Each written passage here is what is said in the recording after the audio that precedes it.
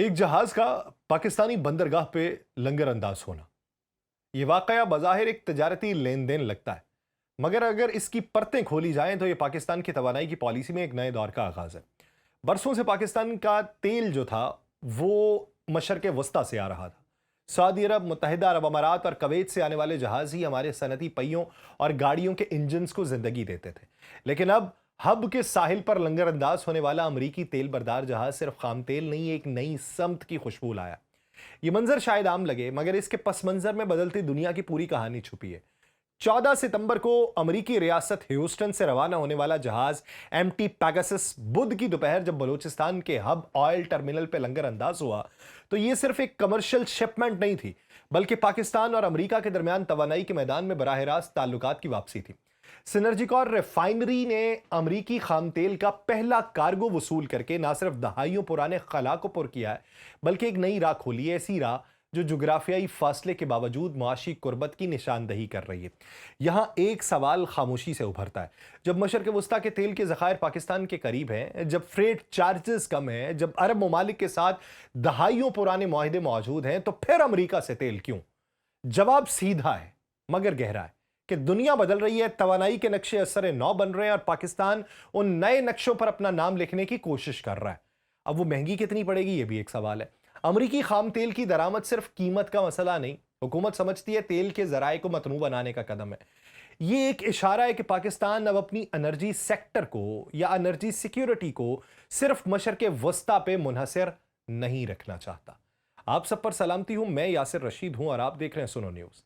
नाज़रीन, ये पहला कार्गो दरअसल एक तजर्बा है, मगर उसी तजर्बे के साथ दूसरा और तीसरा जहाज पहले ही रवानगी के इंतजार में खड़ा है। नवंबर के वस्त में दूसरा और जनवरी 2026 में तीसरा कार्गो पाकिस्तान पहुंचने वाला है। अगर ये मंसूबा कामयाब हुआ तो मुमकिन है कि मुस्तकबिल में पाकिस्तान के साहिल पे अमरीकी तेल के जहाज मामूल बन जाए। इसका मतलब ये नहीं कि मशरक़ वस्ता से ताल्लुकात कमजोर हो रहे हैं, बल्कि यह है कि पाकिस्तान अब तवानाई के आलमी तवाज़ुन में एक मोहतात मगर खुद मुख्तार पोजीशन लेने जा रहा है। यह पेशरफ्त उस वक्त सामने आई जब अमेरिका ने जुलाई 2025 में पाकिस्तानी मसनूआत पे 19% टैरिफ आयद किया। बज़ाहिर एक तजारती सख्ती थी, मगर उसके फौरन बाद पाकिस्तान में अमरीकी तेल के ज़खायर की दरियाफ्त के मुआहदे का ऐलान हुआ पाकिस्तान की अमरीका के साथ। और अब अमरीकी खाम तेल की जो आमद है, इन तमाम वाकयात को अगर जोड़ा जाए तो एक बड़ी तस्वीर उभर के सामने आती है। वो तस्वीर ये बताती है कि दोनों ममालिक शायद किसी खामोश मफाहमत की राह पे हैं, जहां तवानाई, तजारत और जोग्राफियाई मफादात एक दूसरे के करीब आ रहे हैं। अब इस मंजरनामे में पाकिस्तान की तेल की पॉलिसी हमेशा जोग्राफिया के ताबे रही है, लेकिन अमरीकी कार्गो की आमद उस रिवायत को तोड़ रही है। फासले बढ़ गए हैं मगर इम्कानात करीब आ रहे हैं। अगर अमरीकी खाम तेल कीमत में मुकाबला कर गया तो यह न सिर्फ पाकिस्तान की रिफाइनिंग इंडस्ट्री बल्कि उसके स्ट्रेटेजिक पार्टनरशिप के खदोखाल भी तब्दील करके रख देगा। बज़ाहिर जो भी नजर नहीं आ रहा, इससे अमरीकी सरमायाकारी के नए दरवाजे भी खुल सकते हैं और अमरीकी तवानाई कंपनीज के लिए पाकिस्तान एक महफूज और मुनाफा बख्श मार्केट बन जाएगी। हब के साहिल पे उतरने वाला यह तेल दरअसल मुस्तकबिल के मुआहिदों, नई एनर्जी राहदारियों और आलमी सियासत के बदलते धारों का इशारा है। यह एक अलामत है कि पाकिस्तान अब सिर्फ खलीजी कुओं से नहीं, बल्कि बहरे ओकेयानूस के पार से भी तवानाई के रिश्ते बन रहा है। उस रिश्ते के पीछे मईशत, सिफारत और स्ट्रेटजी तीनों के धागे मिले हुए हैं। और यह लम्हा शायद तारीख की किताबों में एक सफ़ा बन जाए जहां यह लिखा हो कि वो दिन जब पाकिस्तान ने हब के साहिल से अपना एनर्जी जोग्राफिया बदलना शुरू किया। यहां कहानी सिर्फ एक कार्गो या चंद लाख बैरल खाम तेल की नहीं है, बल्कि उस सोच की है जो पाकिस्तान की तवानाई के रास्ते बदल दे। बरसों से हमने तेल का मतलब समझा ही मशरक़ वस्ता है। सऊदी अरब के कुएं हैं, अबू धाबी की बंदरगाहें हैं, अरब लाइट क्रूड के नाम को सुना है। सुनना भी अच्छा था क्योंकि हमें रिबेट भी मिल जाता था। हमें अक्सर औकात वो पैसा भी छोड़ देते थे और कह देते थे बाद में अदायगी कर लो। मगर अब जो जहाज हब के साहिल पे उतरा है, ये एक अलग थॉट है, एक नया तजर्बा जो शायद मुस्तकबिल में पाकिस्तान के तवानाई जोग्राफी को असर न लिखे। दुनिया में खाम तेल की दर्जनों इकसाम है, लेकिन 4 नाम सबसे नुमाया। अमरीकी वेस्ट टेक्सास इंटरमीडिएट, जिसे WTI कहा जाता है, दूसरा ब्रेंट क्रूड, तीसरा अरब लाइट और चौथा दुबई क्रूड। यही वो नाम है जिनकी कीमतें आलमी मंडी में तेल के रेफरेंस के तौर पे इस्तेमाल होती हैं। इनमें मामूली फर्क होता है, मगर इनका असर अरबों डॉलर की मईशतों में पड़ता है। पाकिस्तान अब तक अरब लाइट और दुबई क्रूड पे इन्हसार करता रहा है, मगर सिनर्जिको रिफाइनरी की जानिब से WTI खाम तेल की दरामद ने यह रिवायती इन्हसार तोड़ा है। सिनर्जिको के जो वाइस चेयरमैन है, उनका ये कहना है ये फैसला किसी हुकूमती हुक्म पे नहीं हुआ, बल्कि खालिस्तन कारोबारी मंतक पे किया गया। वो ये कहते हैं हुकूमत ने सिर्फ ये कहा कि इस ऑप्शन को देख लो, बाकी फैसला जो था वो मंडी के हिसाब से हमने किया। उनके मुताबिक जो खाम तेल माली तौर पे बेहतर साबित होता है, कंपनी वही खरीदती है। और यही वजह है कि अक्टूबर और नवंबर में अमेरिका से तेल मंगवाया गया, मगर दिसंबर में नहीं, क्योंकि उस माह कीमत का तवाजुन रिफाइनरी के काबिल अमल नहीं था। जनवरी 2026 में तीसरा कार्गो आएगा, क्योंकि उस वक्त का हिसाब जो है वो उनके मुताबिक मुनाफा बख्श है। लेकिन सवाल वही है कि अमेरिका से तेल मंगवाना क्या वाकई फायदे का सौदा है? फासला बहुत ज्यादा है, फ्रेट ज्यादा है, वक्त ज्यादा है, फिर भी यह तजर्बा क्यों? तो सिनर्जिको के जो हुकाम है वो ये कहते हैं कि अमेरिकी खाम तेल दुबई क्रूड के मुकाबले में $4 से $5 फी बैरल सस्ता है। जब कीमतों का मजबूरी हिसाब लगाया गया तो अक्टूबर और नवंबर में अमेरिकी तेल माली लिहाज से सस्ता पड़ा। तेल और गैस के माहिर इस बात की तस्दीक करते हैं कि अमेरिकी खाम तेल आमतौर पर ब्रेंट और अरब लाइट से कुछ सस्ता होता है, और यही फर्क कमर्शियल बुनियाद पे एक अहम उनसर बन सकता है। लेकिन तेल सस्ता है तो क्या तेल पड़ता भी सस्ता है? इतना फासला तय करने के बाद यह फर्क तब मानी रखता है जब लॉजिस्टिक्स उस फर्क को खत्म न कर दें। आमतौर पे रिफाइनरीज अपने करीबी ममालिक से तेल मंगवाती हैं ताकि किराए में कमी रहे, मगर सिनर्जिको की कहानी मुख्तलिफ है। उसके पास एक मुनफरिद सहूलत है, सिंगल पॉइंट मोरोविंग टर्मिनल जिसे कहा जाता है, एसपीएम, जो 10 लाख बैरल के बड़े जहाजों को संभाल सकता है। पाकिस्तान की दूसरी रिफाइनरीज के बरक्स ये सूरत हाल है, जहां बंदरगाहें सिर्फ 5 लाख बैरल के जहाज को कबूल करती हैं। सिनर्जिको के पास बड़े जहाज का फायदा है। बड़ा जहाज मतलब कम फ्रेट, कम लागत और फी बैरल कम कीमत, यानी थोक के हिसाब से मंगवाएंगे तो उतनी कीमत कम होगी। यही वो फैक्टर है जिसने अमेरिकी तेल की दरामद को काबिल अमल बनाया। यानी 5 लाख बैरल अगर तेल आ रहा है तो बड़ी जो कंपनीज हैं उनके पास 5 लाख बैरल के जहाज को उतारने का मंसूबा है। अब 5 लाख बैरल का अगर जहाज आएगा, फासला उसने उतना ही तय करना है, वक्त भी उतना ही लगेगा।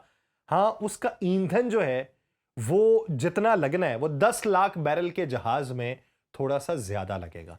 उसको कैलकुलेट करने के बाद सिनर्जिको के पास चूंकि बड़ा हैंडलिंग टर्मिनल मौजूद है, इसलिए फासला ज्यादा होने के बावजूद उनके लिए फ्रेट अखराजात कम आते हैं। यही वजह है कि उनके लिए अमेरिकी खाम तेल मंगवाना मशरक़ वस्ता के मुकाबले में महंगा नहीं बल्कि बाज़ महीनों में सस्ता पड़ता है। यही तिजारती मंतिक है जिसने इस मुआहिदे को मुमकिन बनाया। यानी अगर आप मुझसे पूछें कि अमेरिका से मंगवानी चाहिए कोई चीज़ या दुबई से मंगवानी चाहिए, किराया कहाँ का ज़्यादा लगेगा, तो जाहिर बात है अमेरिका का लगेगा। तो हमारा दिमाग ख़राब कि अमेरिका से मंगवा के यहाँ पे तेल की कीमत को ज़्यादा करें। उनकी मंतिक ये है कि भाई साहब, दूसरे जो हैं वो इतनी तादाद मंगवा सकते हैं, हम उससे ज्यादा मंगवा सकते हैं। जब हम ज्यादा मंगवा सकते हैं तो फिर उसकी रेट में भी हमें कमी वाकई होगी। वो ये कहते हैं कि हमारी रिफाइनरी मुकम्मल तौर पे कमर्शियल बेस पर काम करती है, और जब हमें ग्रॉस रिफाइनरी मार्जिन पॉजिटिव नजर आया तो हमने फैसला किया कि अमेरिकी तेल मंगवाया जाए। इस फैसले का मतलब यह नहीं कि पाकिस्तान अब मुस्तकिल तौर पे अमेरिका से तेल खरीदेगा, बल्कि यह एक तजर्बा है, एक ऐसा कदम जो मुस्तकबिल में नई समतों का तयन कर सकता है। अगर अमेरिकी खाम तेल कीमत में मुस्तकिल बरतरी साबित करता है तो मुमकिन है कि पाकिस्तान की तवानाई पॉलिसी में अमेरिका एक नया सप्लायर बन जाए। इससे ना सिर्फ तेल की दरामदात मखनू होंगी बल्कि सिफारती सतह पर भी अमेरिका के साथ मुआशी ताल्लुकात को नई जहत मिलेगी। और अगर यह तजर्बा नाकाम हुआ तो पाकिस्तान वापस अपने रिवायती ज़राए अरब लाइट और दुबई क्रूड की तरफ पलट जाएगा। यह मामला बज़ाहिर एक कारोबारी तजर्बा है, मगर इसके पसे पर्दा बड़ी आलमी सियासत छुपी हुई है। अमेरिका खुद तवानाई का एक ताकतवर बरामद कुनिंदा बन चुका है और वह अपने तेल को एशिया में जगह देना चाहता है। दूसरी तरफ पाकिस्तान तवानाई के अदम इस्तेहकाम से निकलने के लिए नए दरवाजे खटखटा रहा है। इन दो मफादात का संगम शायद मुस्तकबिल में एक बड़े मुआशी ताउन की बुनियाद रखते हैं। यानी हब के साहिल पर उतरने वाला यह जहाज दरअसल पाकिस्तान के लिए एक आईना है जो बता रहा है कि मईशत सिर्फ फासले से नहीं बल्कि फैसलों से बदलती है, और कभी कभार एक फैसला जैसे अमेरिकी खाम तेल की दरामद किसी मुल्क की इक्तसादी समत बदल देने के लिए काफ़ी होता है। उसमें जो मंतिक दी गई है अगर तो वो ठीक है तो फिर उसके मुताबिक तो पाकिस्तान की ज़मीन के नीचे तेल के ज़खायर भी हैं, मगर अफसोस कि उनसे हासिल होने वाली पैदावार मुल्क की ज़रूरत के एक हिस्से से ज़्यादा नहीं है, और मुल्क के अंदर जो खाम तेल निकलता है वो हमारी रोज़ाना की खपत का सिर्फ 15 से 20% पूरा करता है। बाकी का दारोमदार दरामदात पे है, और हर साल अरबों डॉलर का कीमती ज़र मुबादला सिर्फ इसलिए खर्च करना पड़ता है कि मुल्क की तवानाई की भूख मकामी वसाइल से मिट नहीं पाती। विफाकी इदारा शुमारियात के मुताबिक गुज़श्ता माली साल पाकिस्तान ने तकरीबन $5.5 अरब का खाम तेल दरामद किया, जबकि मौजूदा माली साल की सिर्फ पहली तिमाही में ही $1.5 अरब से जायद की दरामदात हो चुकी थी। ये इदाद शुमार जाहिर करते हैं कि मुल्क की तवानाई की पॉलिसी में अदम तवाजुन किस हद तक जड़ पकड़ चुका है।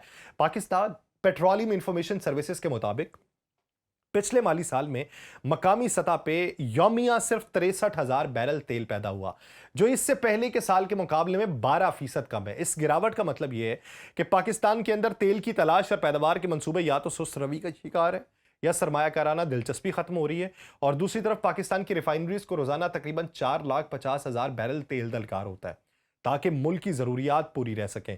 यानी मकामी पैदावार उस जरूरत का सिर्फ 1/7वां हिस्सा मुहैया कर पा रही है।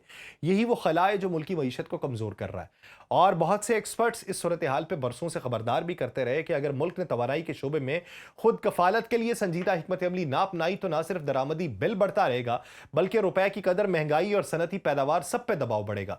इस सारी सूरत हाल में एक बड़ा सवाल यह भी है कि आखिर वो कौन सी पॉलिसीज हैं जिन्होंने मकामी तेल की पैदावार को बढ़ने नहीं दिया। क्या यह मसला टेक्नोलॉजी का है, सरमायाकारी का है, या पॉलिसी के तसलसल का है? हकीकत यह है कि पाकिस्तान में तवानाई के मंसूबे हमेशा वक्ती मफादात के ताबे रहे। कभी बैरूनी कर्जों की शर्तों के बोझ तले जब जाते हैं, कभी सियासी अदम इस्तेहकाम सरमायाकारों को पीछे हटा देता है, और कभी इदारा जाती कमजोरियों के बायस वो मंसूबे मुकम्मल नहीं हो पाते जो मुल्क को खुद कफील बना सकते हैं।